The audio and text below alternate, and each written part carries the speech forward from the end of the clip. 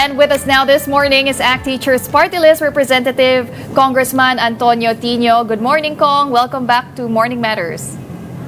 Hi, good morning, Pauline. Thank you for having me back.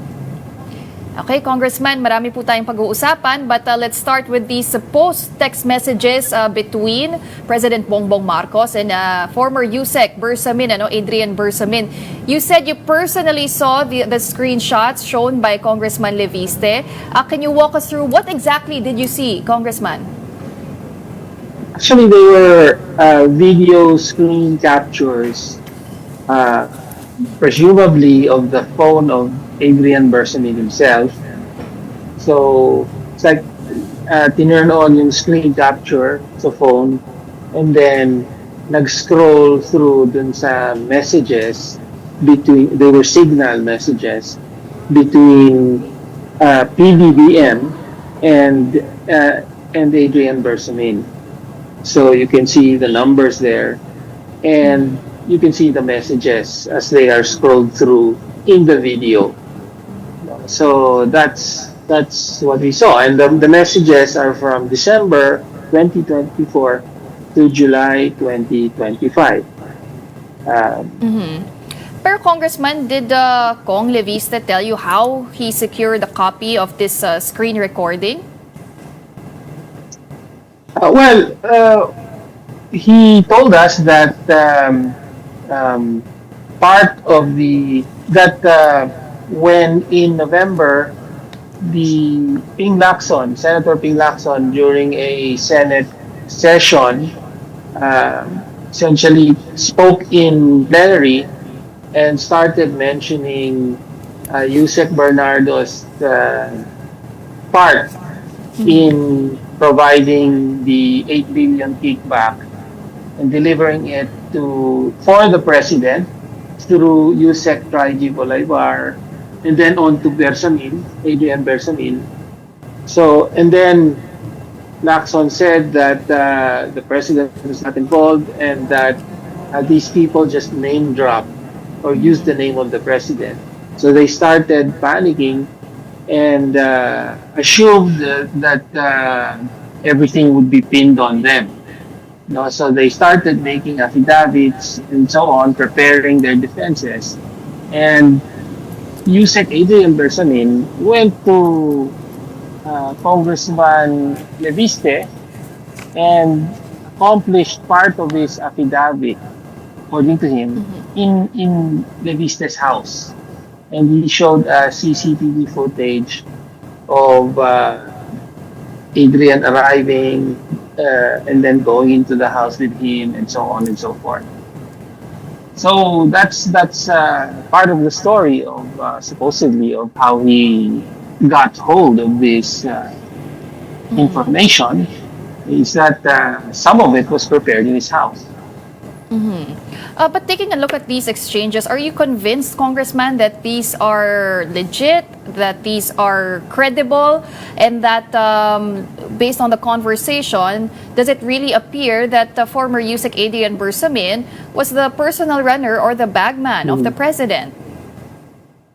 Yes, they appear very credible because, as I said, we're not just talking about one or two exchanges, but a whole series of exchanges lasting several months. So from December 2024 to July 2025, a lot of it is about how certain amounts are going to be used, certain amounts are being received, reported by Adrian to the president. So it's for me, I characterized Adrian Bersamin as the runner, the personal runner, bagman, and disbursing officer of the president as far as illegal kickbacks are concerned, because that's what the record showed. So they're very detailed exchanges. They mentioned a lot of details and people, places that not just anyone can invent. And the exchanges also included discussions of other matters, not necessarily just about these kickbacks and how they would be used. So in other words, it would have been very hard to fabricate these details. But at the same time, Congressman, some people are saying and are doubtful about the authenticity of this story, of these exchanges. Baka gawa-gawa lang daw po yung kwento na ito. How would you respond to that? As I said, as far as I'm concerned, they seem credible and convincing, and it was not only these messages that were shown, but also, as I said, magkasama sila eh.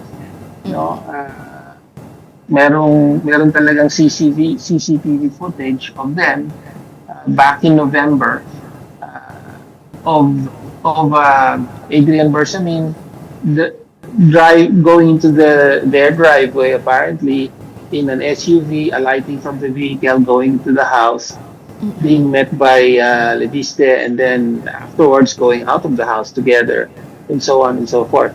So merong additional data and other pieces of evidence that tend to enhance the credibility of the messages themselves. And that brings us to our next question, Congressman. If there was strong evidence, there is strong evidence linking President Bongbong Marcos to kickbacks, why weren't they front and center during the impeachment proceedings against him? These allegations that the president ordered insertions and received kickbacks are in the complaint. As to the evidence, the intention was to present them at the proper time, and the complaints were dismissed prematurely. We were not yet at the stage where evidence is supposed to be presented.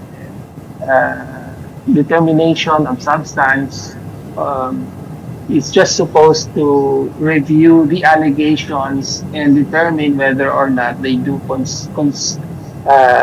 support the charge of betrayal of public trust.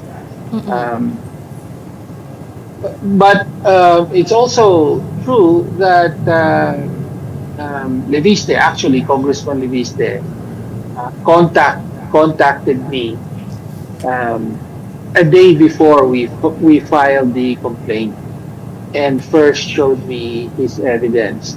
But at that time, he was not willing to make it public at the time for various reasons, and so we were not immediately able to include these in the complaint. Pero hindi po ba ito nilaban ng complainants, Congressman? Because if this is strong evidence, then it should have been attached, right, to the complaint. And during the determination of sufficiency in substance, the members were scrutinizing it based on personal knowledge and authentic records. So were they actually attached to the complaints?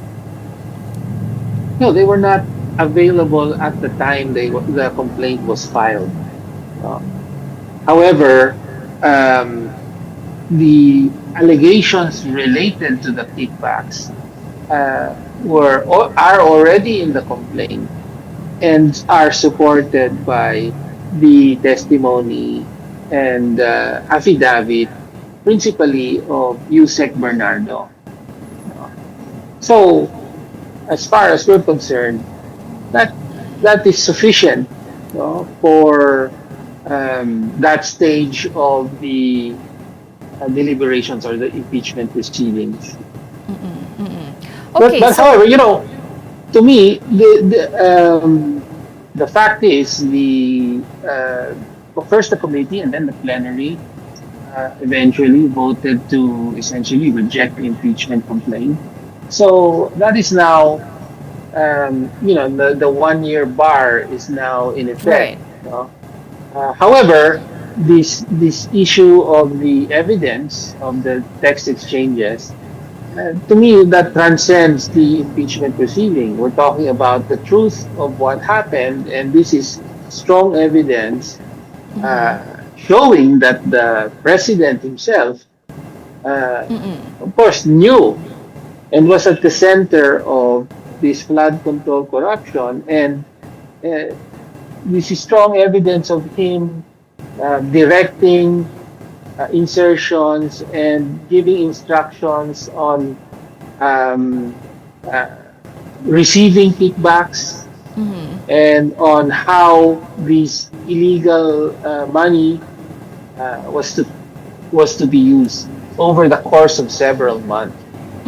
So, whether or not there is an ongoing impeachment complaint, the more important, the bigger issue here is that, well, there's strong evidence of high crimes committed by the president himself, and so the logical thing to do here would be to go to Adrian Bersamin himself and investigate him. However, not a single body, whether it's the ICI, the Blue Ribbon Committee, has never called him. Of course, Congress, any committee of Congress, or the Ombudsman for that matter. And we're saying, why don't you ask him?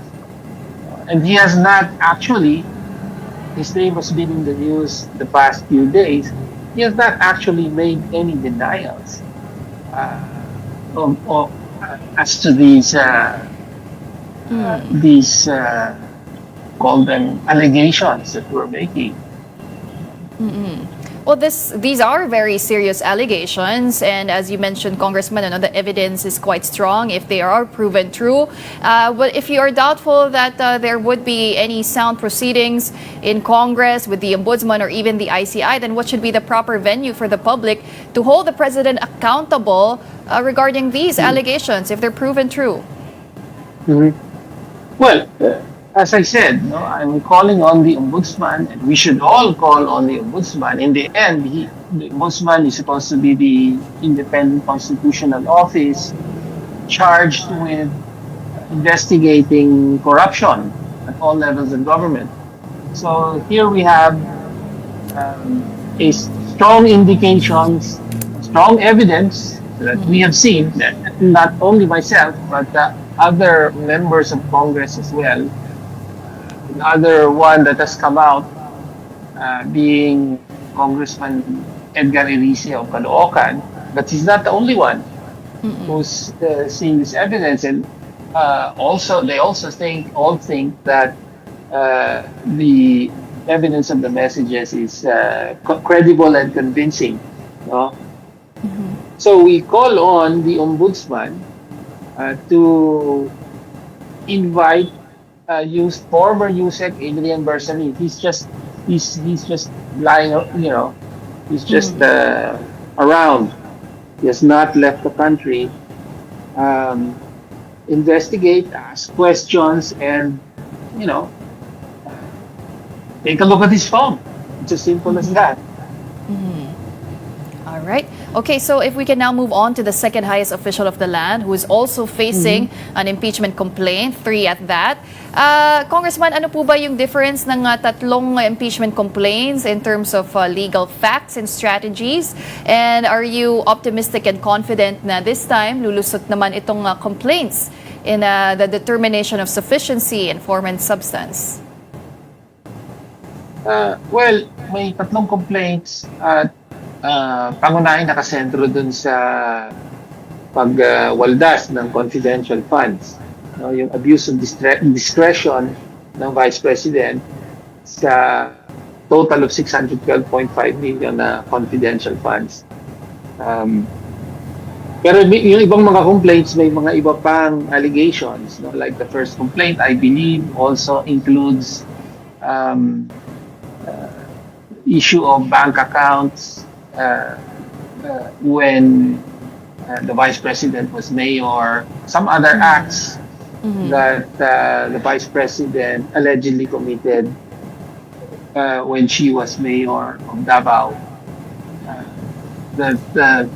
Another complaint includes the threats made by the Vice President against the life of the first family, or actually the first couple, the president, the first lady, and former Speaker Martin Romualdez, among others. So there are some variations in the complaint. What they all have in common is the abuse of confidential funds.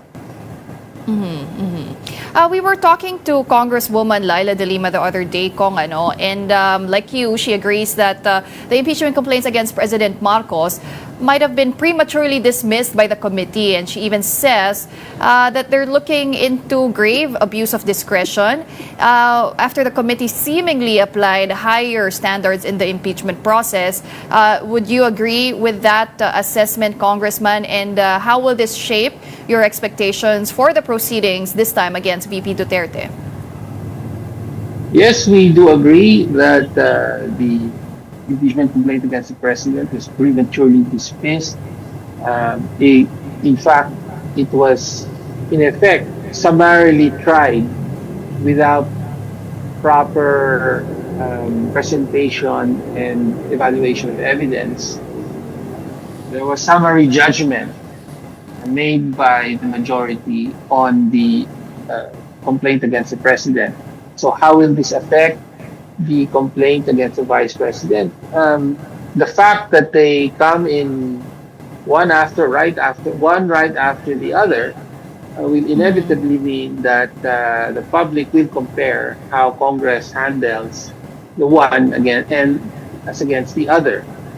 So makikita kagad kung may double standard na i-apply ang Kongreso. Na dito sa isa, mahigpit at kahit labis nga sa hinihingi ng rules ay in-apply para lang ma-dismiss prematurely. Dito naman sa kabila, dito sa Vice President, ganun din ba ang standard na i-apply? Marami nang may pagtingin at tama naman sila sa kanilang pagtingin na lulusot pa rin ito sa majority ng House. Dahil it's clear to us as endorsers, even though we're not part of the majority, it's clear to us that there will be majority support for this impeachment complaint against the Vice President to move forward. So it's up to the House to make sure that their handling of this complaint appears even-handed, because the credibility of the process depends on that. Okay, and for our final topic, Congressman, yesterday, the first public consultation on the proposed anti-dynasty law was held in Cavite, but it was met with a stiff opposition. What did you make of the consultation yesterday? Well, alam mo, itong mga public consultations, these are essentially political theater. No, it's the public consultations are hosted usually by the local government. In this case, it was the local government of Carmona in Cavite. It so happens that by the definitions in the anti-dynasty bills, the couple that are in power in Carmona would be considered a dynasty. No, the wife is mayor, and then the husband is the district representative. No, so I say political theater because clearly the participants in the consultation were mobilized and organized, and it was ensured that opposition views opposing the anti-dynasty bill were strongly heard. However, to be fair, there were also some voices, mostly students, who expressed support for the anti-dynasty bill. There were also students and other people from other sectors expressing a more, neutral position. They were neither for nor against. So um, essentially, that's all political theater. It's a matter of who gets to organize and mobilize the most people to express this or that view on the bill.